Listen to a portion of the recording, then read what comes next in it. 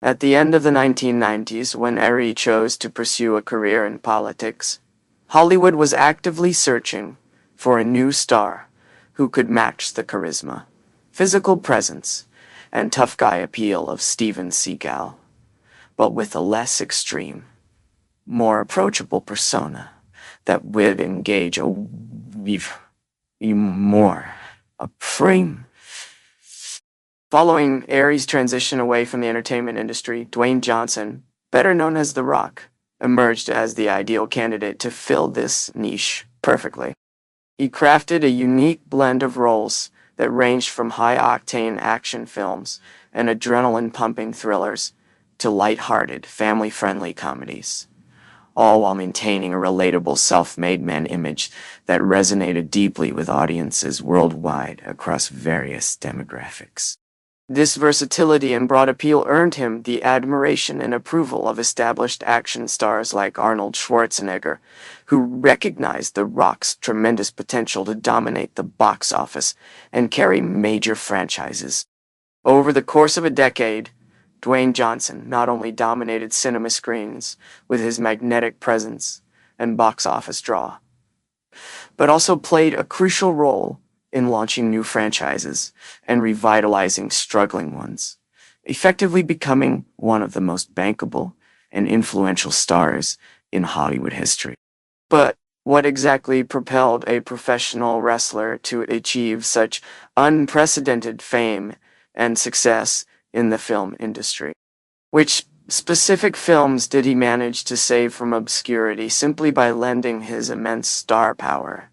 And did his meteoric rise ever experience any significant downturn or setback? Originally, Johnson had ambitions to carve out a career in professional football, but due to limited opportunities and strong family influence from his wrestling lineage, he pivoted to professional wrestling.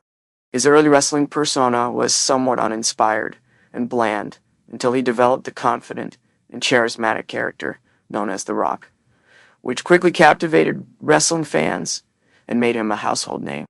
Contrary to what many believe, his very first film role was not in The Mummy Returns.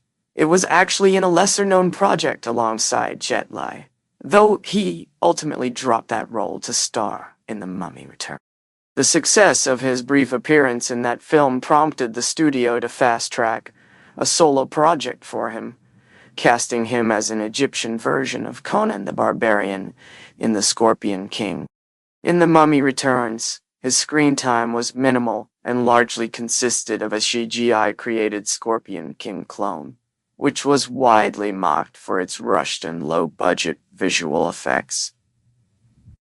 Due to the sequel's lukewarm reception, the studio decided to put the franchise on hold and instead produced the spin-off, The Scorpion King, in hopes that The Rock's star power would revive the series. Unfortunately, those hopes were not fully realized. During production, Johnson's wrestling background proved invaluable as he adapted quickly to sword-fighting choreography, even accidentally knocking out a stuntman during a particularly intense scene. The initial cut of the film was surprisingly short at just 70 minutes, prompting the filmmakers to add more comedic elements and tone down the violence to appeal to a broader, more family-friendly audience. Despite receiving record-breaking $5 million paycheck for a first-time lead actor, The Scorpion King performed solidly at the box office, marking a successful beginning to Johnson's film career. However, his rising fame also led to his first legal challenge, when he faced issues over the use of his ring name, The Rock, in the film credits, which required the approval of W. Chairman, adding an unexpected layer of complexity and negotiation to his burgeoning Hollywood. WB owned part of the name The Rock, which meant that they took a significant cut, ranging from 10 to 15%, of Dwayne Johnson's earnings whenever he used that moniker, a fact that increasingly frustrated him as his career expanded far beyond the wrestling ring into the demanding and highly competitive world of Hollywood. Determined to establish himself as a serious actor with a distinct identity separate from his wrestling persona. Johnson made the conscious decision to drop the nickname The Rock in all of his film projects, consciously avoiding the wrestling moves, mannerisms, and catchphrases that had originally made him famous. He wanted audiences and casting directors alike to see him as a versatile actor, capable of a wide range of roles beyond his previous athletic and theatrical performances. This careful rebranding was nearly flawless, with the exception of one iconic moment in a film where he gave a single subtle eyebrow raise during a scene with the character Harm, a nod to his wrestling fans that delighted audiences without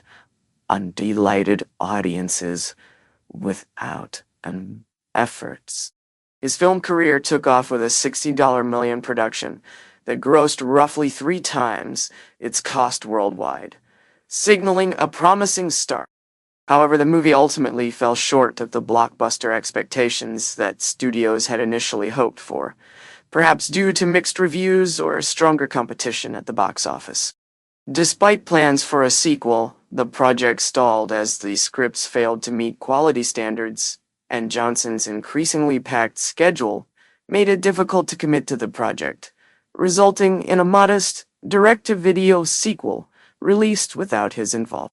In 2003, Johnson starred in The Rundown, an action comedy that was unexpectedly bolstered by a spontaneous cameo from Arnold Schwarzenegger, which significantly raised the film's profile and attracted additional viewers. The production was not without its challenges, though. There were several on-set mishaps, including an incident where Johnson accidentally stabbed his co-star, Sean William Scott, during a stunt, and a stunt double, who suffered a sprained ankle while performing a demanding sequence. Despite these setbacks, the stunt team earned awards for their work, showcasing the high level of professionalism and skill involved in the film's action scenes. Financially, however, The Rundown only barely broke, even in part because of the expensive decision to relocate filming from Brazil to Hawaii, following a robbery that compromised equipment and safety. Johnson continued to build his filmography with Walking Tall, where his relatable bro persona was prominently displayed, appealing to a broad audience who appreciated his down-to-earth charisma. During filming, a mishap involving damage to a rental car sparked rumors and speculation that the studio had to purchase the vehicle, illustrating the unpredictable nature of movie production. Unfortunately, Walking Tall did not perform well at the box office, putting Johnson's lucrative $15 paychecks in jeopardy and forcing him to reevaluate his career choices. This led him to accept supporting roles, such as in Be Cool, which was notably the last film where he was credited under the name The Rock. This transitional phase in Johnson's career was particularly challenging as he worked tirelessly to redefine himself as more than just a wrestling superstar and to carve out a lasting presence in Hollywood on his own terms, facing both setbacks and triumphs along the way. Dwayne Johnson's career trajectory took some unexpected turns, beginning with his decision to follow the footsteps of stars like Arnold Schwarzenegger and Bruce Willis by venturing into comedy.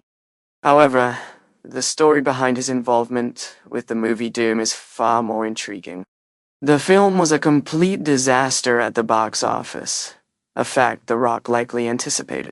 It's possible he foresaw that another major flop could diminish his star power, or perhaps he was attempting a strategic move similar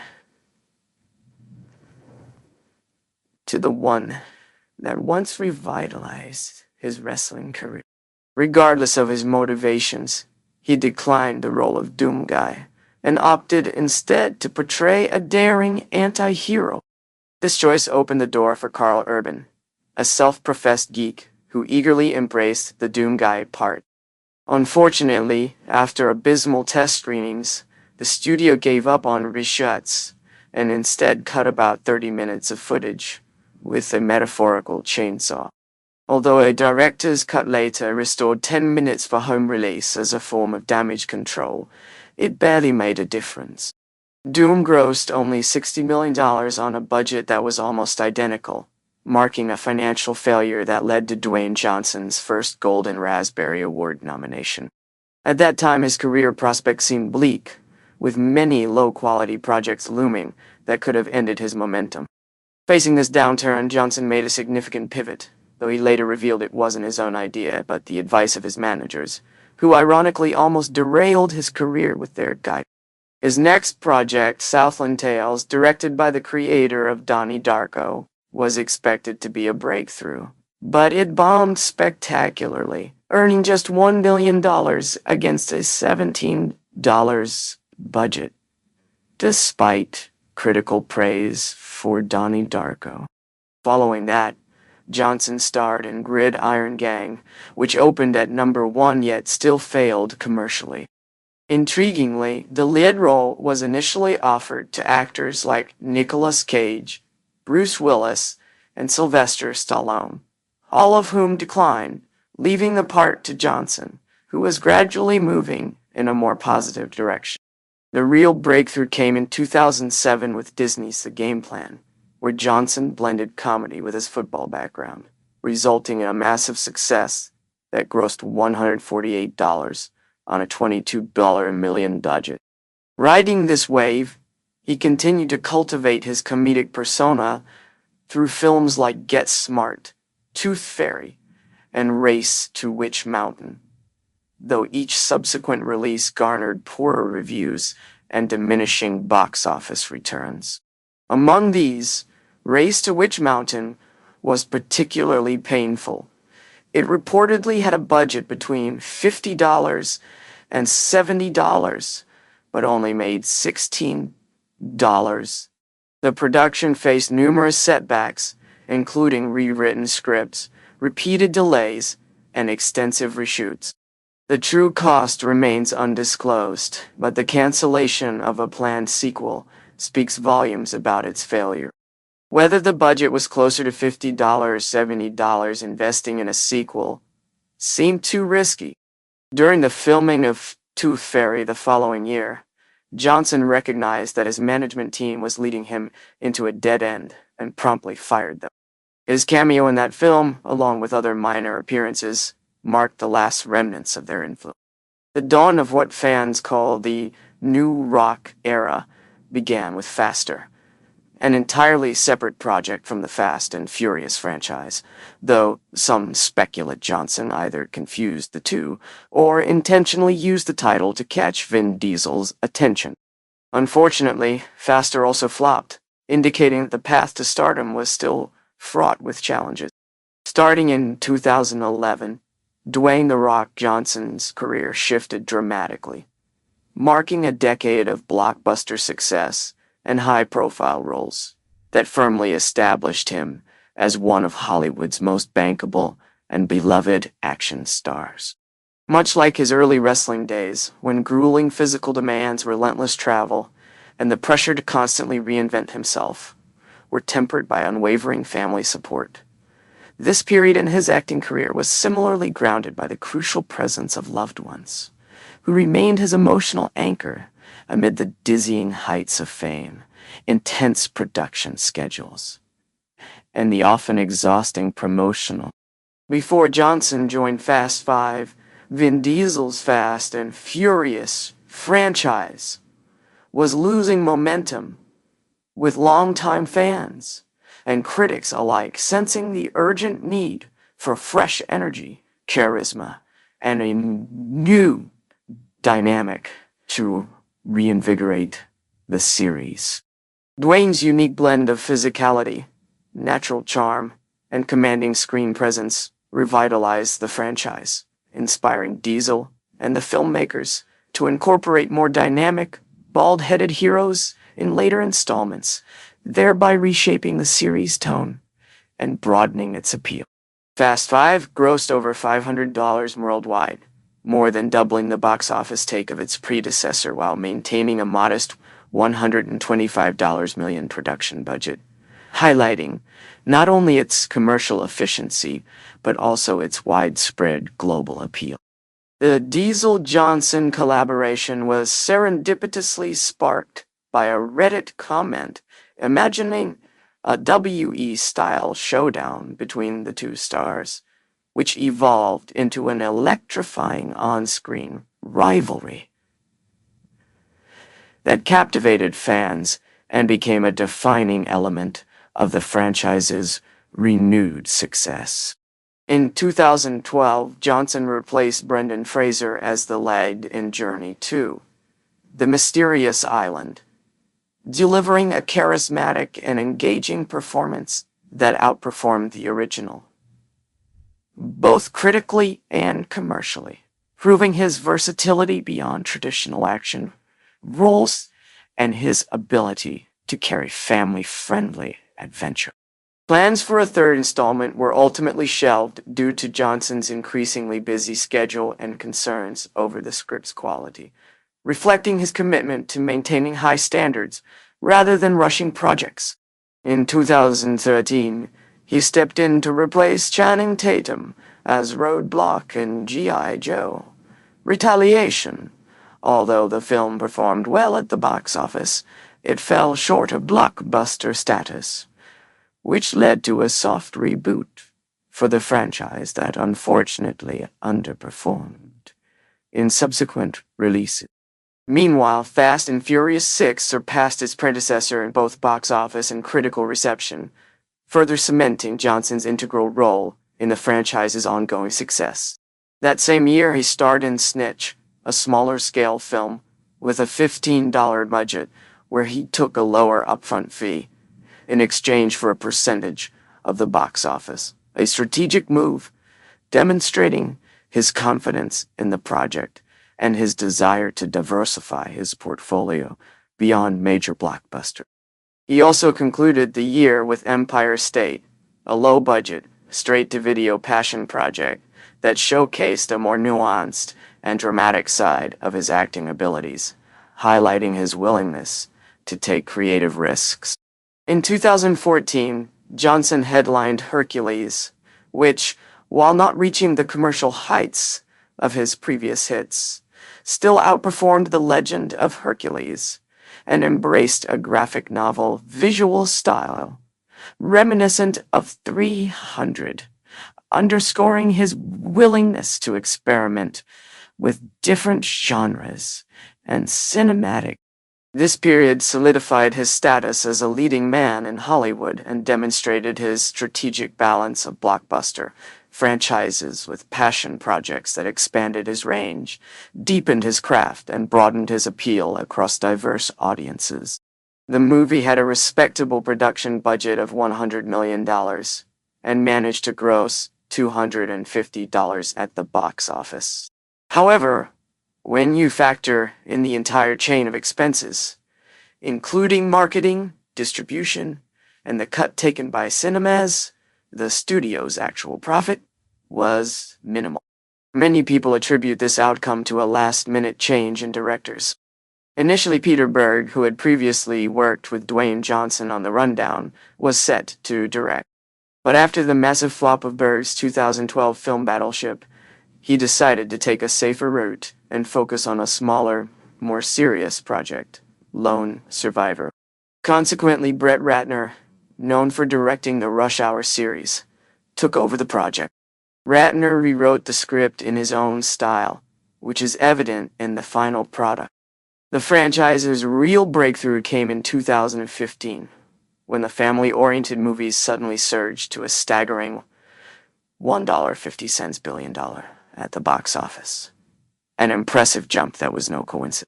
That same year, Dwayne Johnson starred in San Andreas, a disaster film about earthquakes, which earned $500 million as audiences flocked to see The Rock save Alexander Daddario.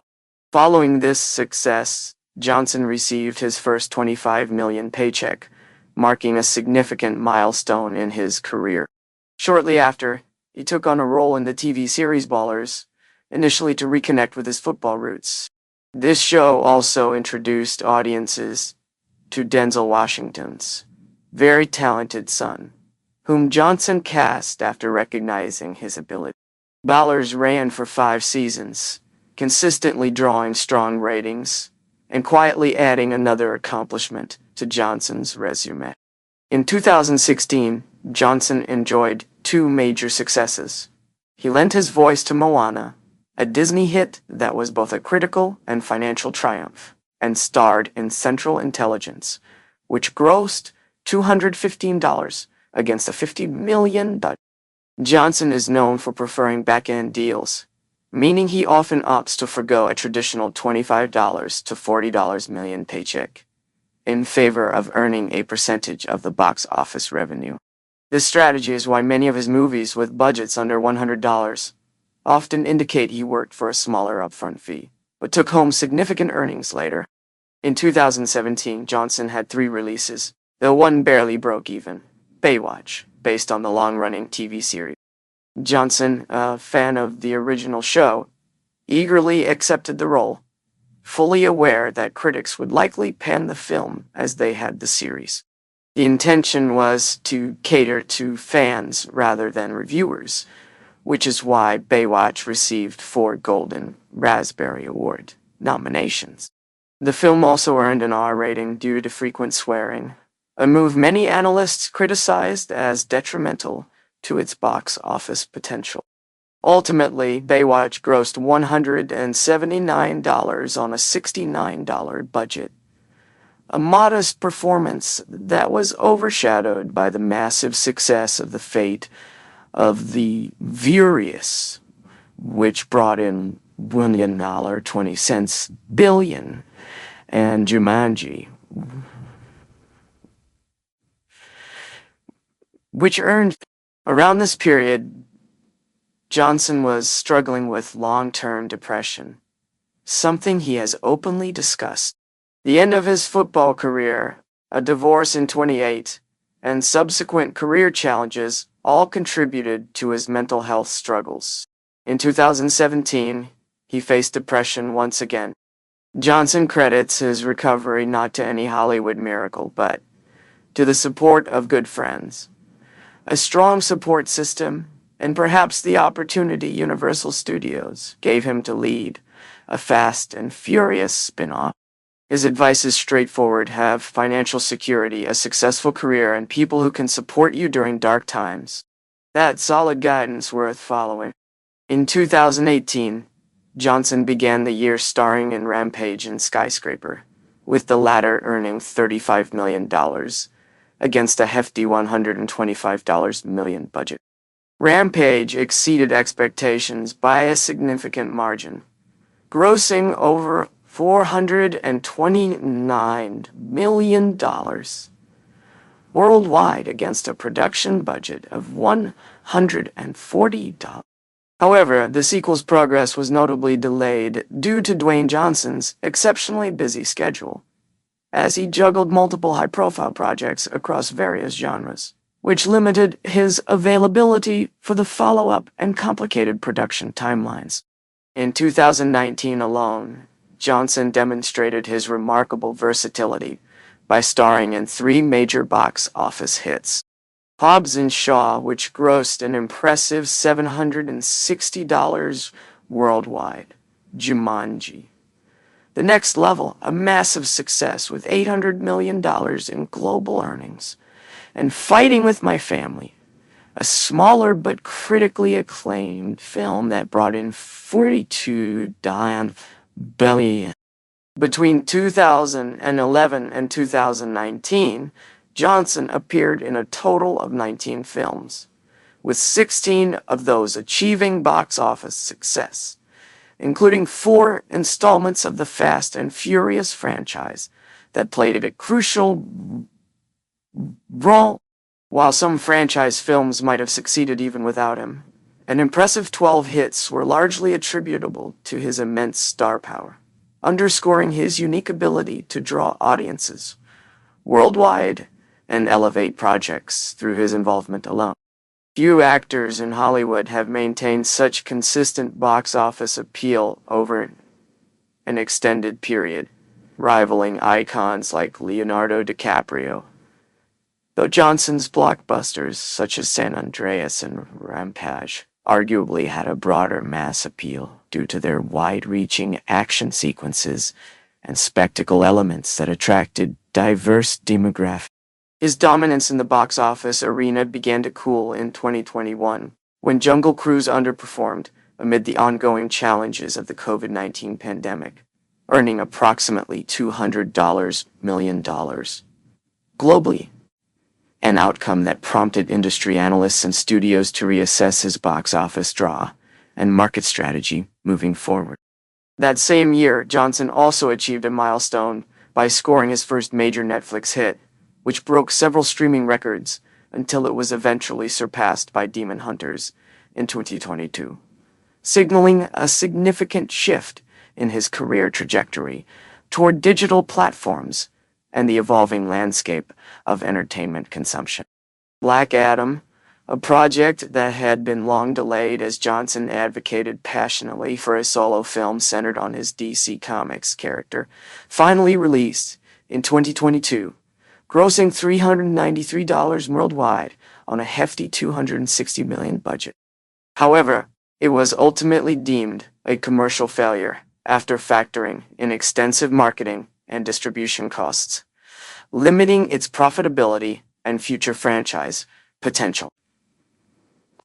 Behind-the-scenes tensions with DC's management team led to the cancellation of highly anticipated plans for a Showdown film, which in turn dampened fan enthusiasm and raised questions about the future direction of the DC franchise amid shifting creative priorities.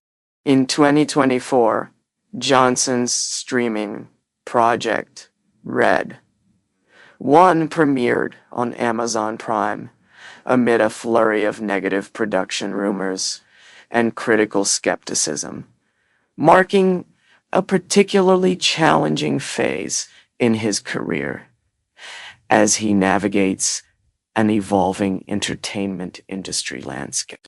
Despite these setbacks, Johnson's adaptability and enduring charisma continue to fuel speculation about his potential to rebound and redefine his role in both traditional and emerging media formats, maintaining his relevance in a rapidly changing environment where star power alone is no longer a guarantee of success. They were furious about other issues, including reports that Dwayne Johnson often arrived late, sometimes by hours or not at all, causing the budget to skyrocket to $250, $270 million. This inflated, cost-pressured studio executives to keep the project alive amid financial uncertainty and investor doubts about the film's viability. Critics panned the movie for pacing problems, weak characters, and overused special effects, leading to poor word of mouth and lukewarm audience reactions during its theatrical run.